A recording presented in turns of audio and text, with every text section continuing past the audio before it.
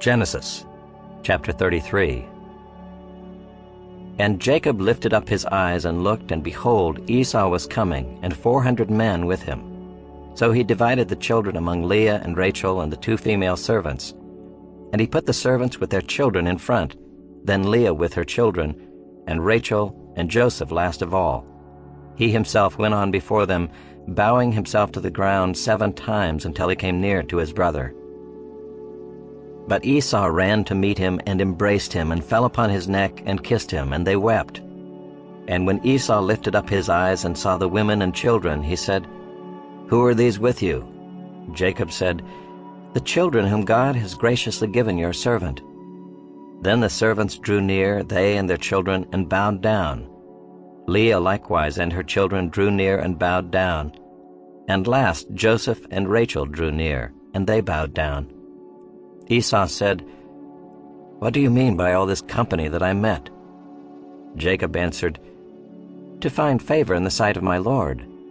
But Esau said, "I have enough, my brother. Keep what you have for yourself." Jacob said, "No, please, if I have found favor in your sight, then accept my present from my hand. For I have seen your face, which is like seeing the face of God, and you have accepted me. Please accept my blessing that is brought to you, because God has dealt graciously with me, and because I have enough." Thus he urged him, and he took it. Then Esau said, "Let us journey on our way, and I will go ahead of you." But Jacob said to him, "My Lord knows that the children are frail, and that the nursing flocks and herds are a care to me. If they are driven hard for one day, all the flocks will die. Let my Lord pass on ahead of his servant, and I will lead on slowly at the pace of the livestock that are ahead of me, and at the pace of the children, until I come to my lord and seer."